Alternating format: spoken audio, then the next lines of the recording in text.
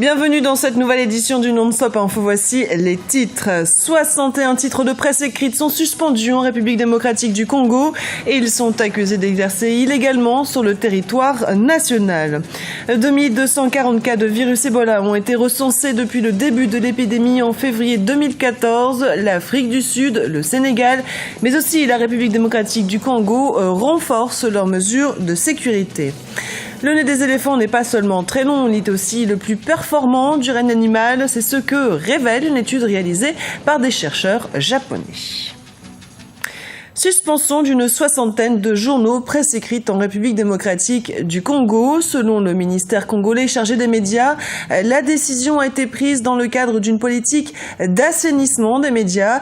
Parmi les organes de presse ciblés figurent des médias connus à Kinshasa, dont Géopolis, RD Congo News et l'agence de presse associée. Ces journaux sont accusés de publication illégale car ils ne possèdent pas de titre les autorisant à exercer sur le territoire national. On écoute à ce propos Lambert Mandé, porte-parole du gouvernement.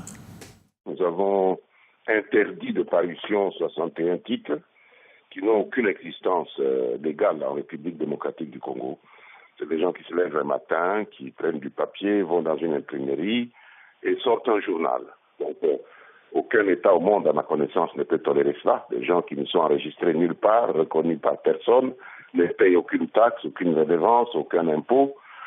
Non, c'est pas possible. Ils n'ont pas d'existence, donc ils ne peuvent pas œuvrer dans ce secteur. Et c'est sur la plainte des vrais professionnels que nous avons dû prendre cette décision d'assainissement. Au Gabon, le corps enseignant se rassemble devant la cathédrale Sainte-Marie de Libreville, mais ce n'est pas pour prier, c'est pour jeûner. Les professeurs dénoncent le non-paiement de leur salaire et de leur bourse. Le point dans ce reportage réalisé par notre correspondant Douglas Toutoum, commentaire Camille Thomas. Recrudescence de manifestations, multiplication de grèves de la faim. Depuis 2010 au Gabon, les mouvements sociaux n'en finissent plus. Élèves, étudiants et fonctionnaires, tous secteurs confondus, sont de plus en plus mécontents car ils voient leurs droits foulés aux pieds chaque jour. Pour se faire entendre, leur seule arme, la grève de la faim. Ici, les enseignants stagiaires des promotions 2013 de l'École nationale des instituteurs en sont le parfait exemple. Nous sommes confrontés vraiment à différents problèmes. Dont d'abord le paiement de PIF, l'intégration, et les identifiants et nos salaires que nous n'avons pas obtenus depuis le début d'année. Nous sommes à Sainte-Marie parce que Sainte-Marie n'appartient pas au Gabon. Nous sommes en territoire vatican. La Ligue estudiantine des droits de l'homme, également en grève de la faim depuis plusieurs semaines, est indignée par le traitement réservé aux étudiants.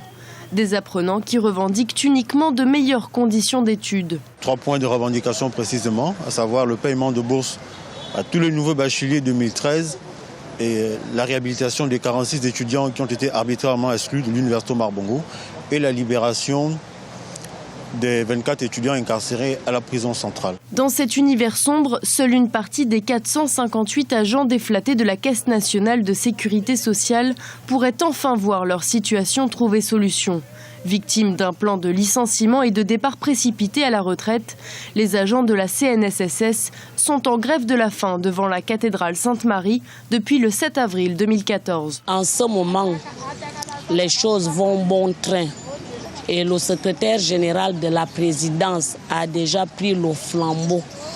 Nous espérons que d'ici là, ce serait la fin.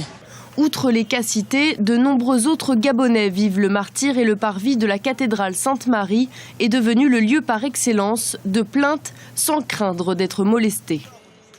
La lutte contre Ebola s'intensifie sur le continent africain. L'Afrique du Sud va fermer ses frontières à 3 pays considérés à haut risque, à savoir la Guinée, la Sierra Leone et le Libéria. Le Sénégal annonce la fermeture de ses frontières avec la Guinée. La République démocratique du Congo a de son côté réactivé son plan national de contingence pour empêcher l'introduction du virus dans le pays. On écoute à ce sujet Charles Bambara, porte-parole de la MONUSCO. Face à l'ampleur de la maladie à virus Ebola en Afrique de l'Ouest, avec près de 2240 cas confirmés, suspects ou probables, la RDC a renforcé des mesures préventives et a réactivé son plan national de contingence. Celui-ci se chiffre à 2,3 millions de dollars américains selon le ministère de la Santé publique. L'objectif est d'empêcher l'introduction de cette maladie grave en RDC à partir des foyers épidémiques su-mentionnés. On se souvient encore du 21 août 1986 au Cameroun. Cette nuit-là, 1700 personnes décèdent asphyxiées par un gaz mortel sorti des profondeurs du lac Nyos dans le nord-ouest du pays. Depuis cette terrible catastrophe, l'État a investi plusieurs milliards de francs CFA pour se doter d'un système de dégazage efficace. Côté survivants, la sérénité est de retour, mais le souvenir de cette nuit tragique est encore très présente dans les esprits. Reportage de notre correspondant Narcisse Doumbé. 28 ans après l'explosion de gaz mortel au lac Nyos dans le nord-ouest du Cameroun, le village Nyos, qui a payé le plus lourd tribut, a retrouvé sa splendeur d'antan. Près d'1 millier d'individus y sont retournés et ont développé de nombreuses activités. Le 21 août 1986, Youssouf avait 14 ans. Aujourd'hui, il vit dans l'un des 7 campements construits par le gouvernement camerounais pour reloger les survivants à plus d'une 50aine de kilomètres du lac de son enfance. Pour ne pas oublier cette fameuse nuit qui a décimé sa communauté, il revient de temps en temps se recueillir au bord du lac. Je suis triste chaque fois que je revois ce lac. Ça me rappelle tout ce que j'ai perdu ici. À ma droite, en contrebas du lac, mon grand-père y est décédé avec environ 28 autres personnes. On les a enterrés sur place. En face de moi, c'était la concession de mon oncle. 32 personnes y sont mortes à la fois. Je suis très triste à chacune de mes visites ici. D'autres survivants n'ont jamais quitté le lac Nyos et ont accompagné les diverses missions scientifiques camerounaises et étrangères. C'est le cas d'Ephraïm, qui entretient aujourd'hui le site au quotidien. Pour éviter d'autres catastrophes et pour rassurer les populations, 3 colonnes coûtant chacune plus de 500 millions de francs CFA ont été installées sur le lac. Elles permettent d'évacuer le gaz mortel, estimé à plus de 300 millions de mètres cubes au départ. À présent, je me sens plus en sécurité parce que le gouvernement a envoyé des scientifiques travailler dans le lac pour le vider de son contenu mortel. C'est pour cela que je me sens en sécurité, mais j'ignore si ça marchera ou pas. La catastrophe naturelle de 1986 avait coûté la vie à 1700 personnes ainsi qu'à plusieurs milliers de têtes de bétail.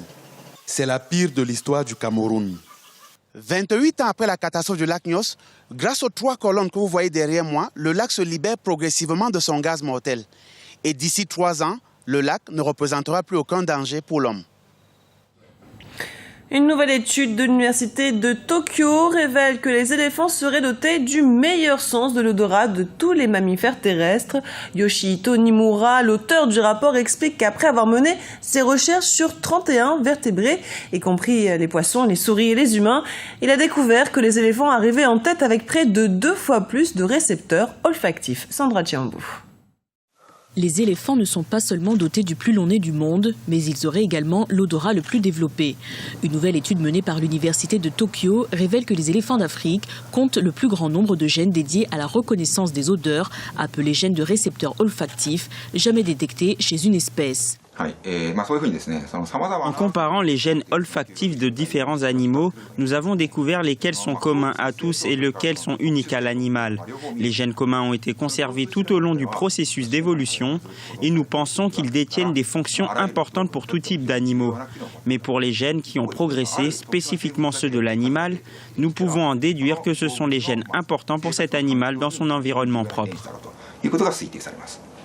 Les éléphants d'Afrique disposent de près de 2000 différents types de gènes olfactifs dans leur trompe. Après une enquête approfondie, Yoshihito Nimura et son équipe ont constaté que 2 des 3 gènes partagés avaient des fonctions autres que l'odorat. Ils espèrent ainsi que leur étude pourrait à l'avenir servir à mieux comprendre l'olfaction humaine. Ce journal a été préparé par l'ensemble de la rédaction. Merci pour votre fidélité. Dans un instant, une nouvelle édition du Non-Stop Info sur Africa 24.